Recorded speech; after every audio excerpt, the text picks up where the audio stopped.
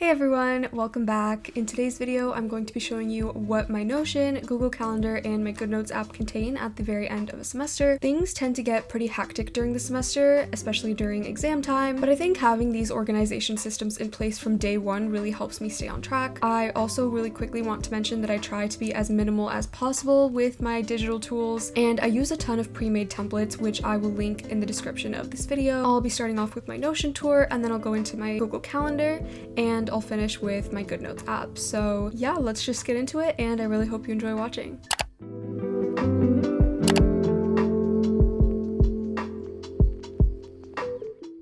Okay, so I have quite a few different tabs here, as you can see, but this is my main one, and it's just my homepage for all of my school-related things.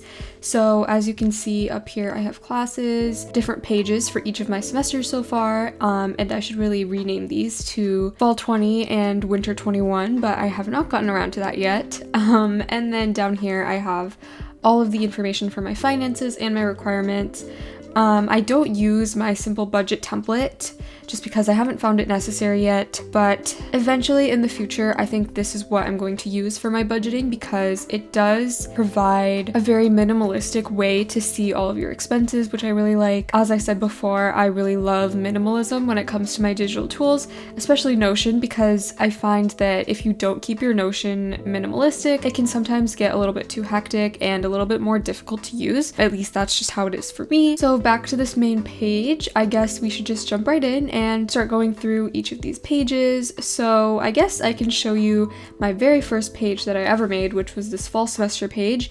And this was for the fall of my freshman year, so this was the fall of 2020. This page was created from a template, which I will link in the description, and I will be sure to label which template is which as I go through them, but I pretty much just copied this from a template and I didn't change too much, and I use this same template for each of my semesters, but every semester I tend to change things a little bit. But since this was my first time using Notion, I didn't want to change too much. Up at the top, I just have the name of the page, and then as you go down, there's this master schedule template, and I never ended up filling this out, so I ended up deleting this from future iterations of this. The thing that I did keep throughout all of them is all of these individual pages for each of my classes. So let's just click on this one as an example. So in here, I have the name of the course, how many credits it is, and at the time, everything was online, so I'm sure, as you know, for a lot of online classes, things are either asynchronous or synchronous, or there's a combination of the two. So for this class, I decided to write down that there were asynchronous lectures, which meant that I could watch the lectures at my own pace and on my own time, and then there were synchronous lectures and labs, which I could optionally attend. After that, I included the instructor and their email, and then I attached the course syllabus. I like having the actual syllabus embedded right within each of my Notion pages for each of my classes, even though I do pull out certain things from the syllabus and I include them in other parts of these Notion pages. Just as an example, the topic list comes straight from the syllabus, but I just like to have it in this format so I can check things off as I go, and for the purpose of this video, so that you could read things more easily, I haven't checked off anything, but at the end of the semester, usually everything is checked off, and sometimes things are even color-coded. So for example, if I go to week 12 and I was having trouble with data structures, then I can change the color of that to red so that I know that I should go back and refer to it. However, if I was fine with something like algorithms, I could just change that to green so that I know that I don't have to revisit that. And then if there's something that I was a little bit iffy on, or something that I just want to do a little bit of review on before an exam, I would change that to yellow. But again, for the purpose of this, I've changed everything back to its default color.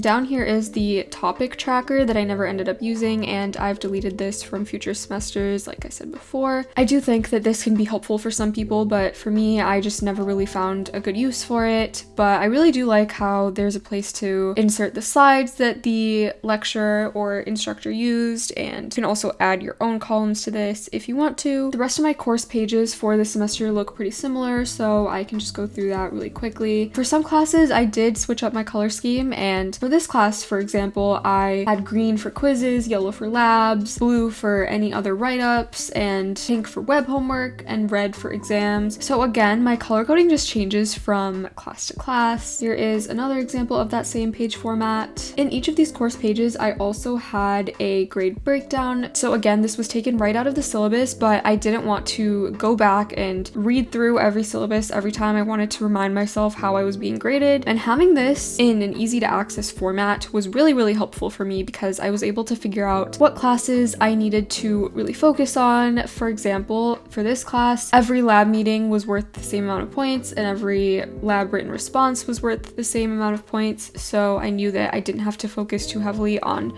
certain assignments in this class over others. But for a different class, if you go down to grade breakdown, you'll see that I had weighted grades. So this meant that I really needed to focus more on the final exam and the midterm exam rather than the labs or the written homework. Another thing that I forgot to mention for this page is that I did have a page for practice problems, and this is because my professor had a bunch of recommended practice problems for each unit, so I made sure that I did all of them. And there was also a page for past exams, which I never ended up using, but I do think this could be helpful if your past exams are not in a spot that is easy for you to refer back to. And then I also had this topics page where I listed out the topics for each quiz because we had weekly quizzes and I wanted to make sure that I was studying what I needed to. If I were to redo this page, I think I would make a to-do list item for each of these quiz topics so that I could check them off as I studied them and color code them according to difficulty. Then as we go down, we have my due dates page, and I stopped using this after a while, but for the first month or the first 2 months, this was really helpful. I just found a better way for me to do my to-do lists in Notion, and it just made more sense in my brain. But I do know that this calendar format works so well for so many people, so I just thought I would mention it. I basically just had each of my assignments and I had the due dates built in. So here's the to-do list that I ended up working with throughout this semester. I have to admit, I'm not a huge fan of this format anymore, but it is very minimalistic and it got the job done. So there's that. And the next thing on this page is my weekly schedule, and I still have this in all future iterations of this page. So for each class, I just have the class code, the time, and where it's being held. Eventually, all of my classes for the semester ended up moving online, so I'm not sure why there are building and room numbers on here. I mainly use my Google Calendar for my schedule needs, which I will talk about later. So I'm not going to go through all of these, but I will show you my current iteration, or at least my latest one, which is my winter 22 one. So as you can see, I removed quite a bit of things that I didn't end up using, and I still have a page for each of my classes, as you can see, with all of the topics and the course syllabus embedded and a grade breakdown, because that's pretty much all I need. The rest of my course pages look very similar. And then here is my to-do list, and this is from a template by TBH Studying, which again I will link in the description. This to-do list is organized by class, which is exactly how my brain works, so this just works so much better for me than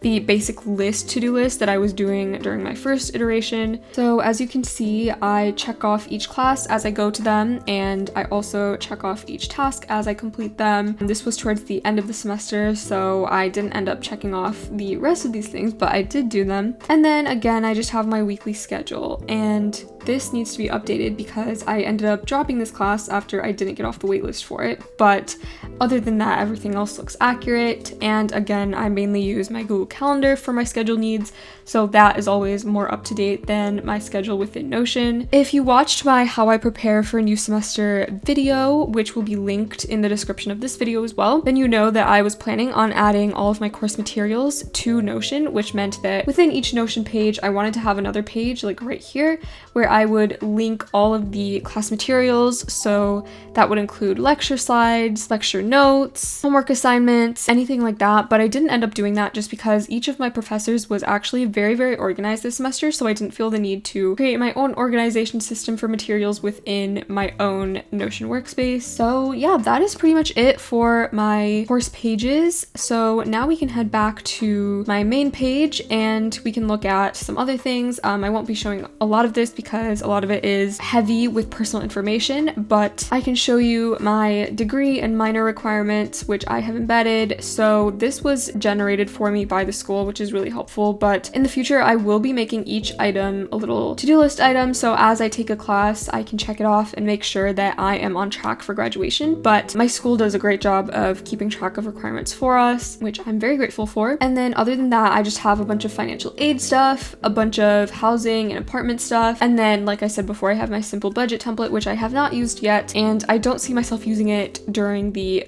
upcoming fall semester either, but it's just good to have in case I want to start using it later on. So yeah, that's pretty much it for my school stuff on here, and like I said before, it's very minimalistic. It's not very heavy with information because that's just the way I like it. As for these other pages over here, I won't be showing everything because not everything is finished. This is the meal planning template that I'm planning on using next semester because I do plan on meal prepping, and I also had a lot of trouble with tracking what grocery items I needed last semester, so I think this will really help me stay on track with that. I will link this template in the description as well if you're interested in it, but since I haven't used it yet, I'm not sure how good it is. Just scrolling through it, I feel like it has everything that I could possibly want, maybe even more. Then my YouTube page just has all of my video ideas and my video trackers, and it isn't completely done yet, so I will not be showing that in this video, but stay tuned for a future Notion tour where I will have that finished. And then this is my Animal Crossing page, because if you didn't know, I am very, very into Animal Crossing. This is also from a huge template that someone else made, and they did a really, really amazing job, so I will link this in the description as well. And it basically tracks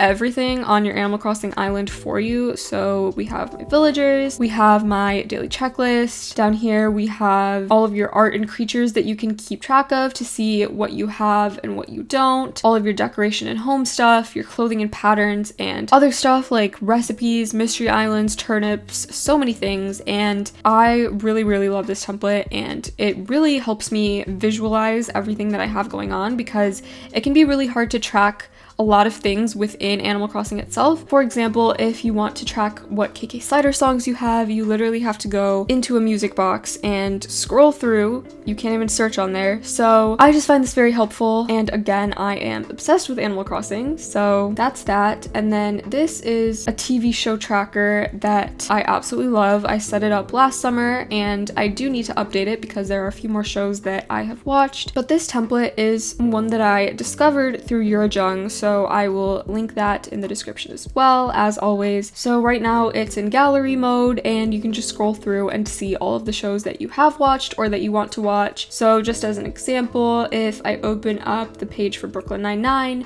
you can see if I've watched it, what genre it is, what my rating for the show is. For watch period, I've just been leaving everything empty because I don't really track that. And also I often leave shows on hiatus and then come back to them, so it's not super accurate for me. And then I also listed what platform I watched it on, although that isn't becoming super helpful because I know that platforms are constantly dropping and adding new shows. And I also added the year that it came out and the little cover photo. So yeah, that was pretty much it for my TV shows tracker. I also wanted to add little episode trackers within each of these pages, but I feel like that would be a little bit of overkill. Maybe if I get super bored this summer, I will end up adding that though. So yeah, that is pretty much it for my Notion tour, and now let's get into my Google Calendar.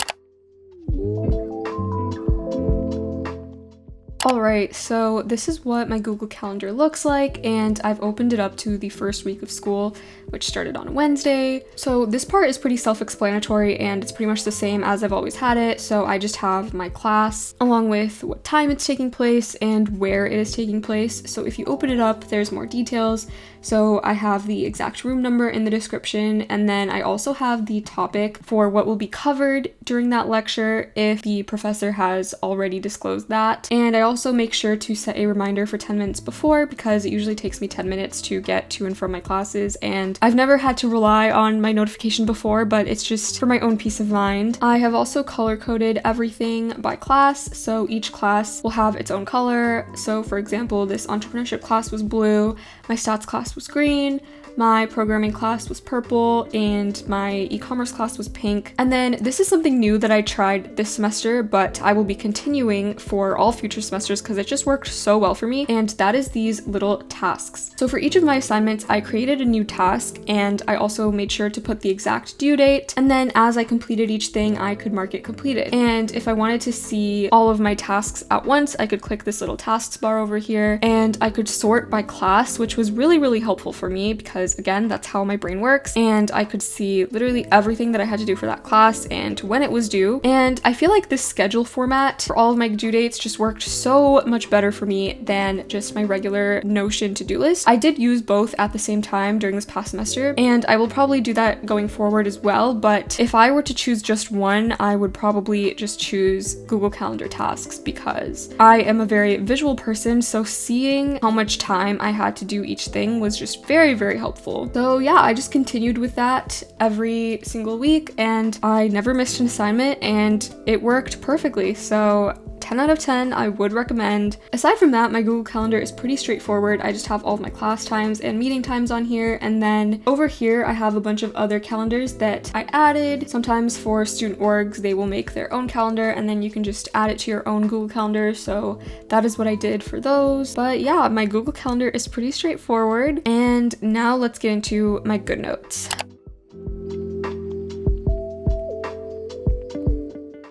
Alright, so this is my homepage of my GoodNotes app, and this is what I use to take all of my handwritten notes for each of my classes. As you can see, I have a folder for each class, and I also have a few unfiled notes, which I should really move into my other folder, but we can go ahead and start with the first folder, which was for my entrepreneurship class. And in here I have the syllabus because I always like to highlight and annotate my syllabi before a semester begins. And this just helps me make sure that I am on top of all of my responsibilities throughout the school year. For this class, there wasn't too much that I needed to handwrite, so I just have this one reading that we had to do, and I highlighted that a bit. And I also have some group assignments. For my Python programming class, again, I just have my syllabus at the very bottom, and then after that I just had all of my weekly readings, which I highlighted. So if you want to see what that looks like, I just went through and highlighted all of the important definitions and code chunks that I wanted to remember, and if there were any exercises, I wrote out my answer by hand. For this class, I just had the syllabus, and then for my stats class,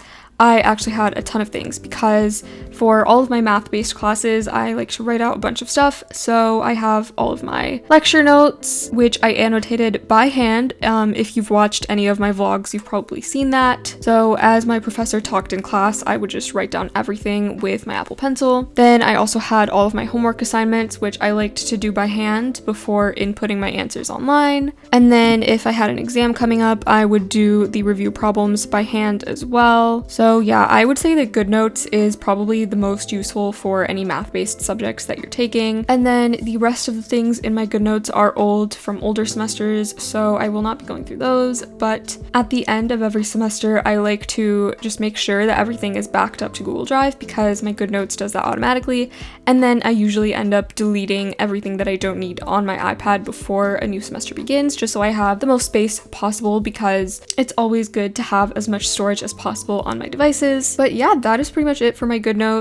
Overall, I really hope you enjoyed watching this video, and I hope it gives you some insight into what my digital organizing looks like. If you have any questions, feel free to leave them in the comments below. Thank you so much for watching, and I will see you next week.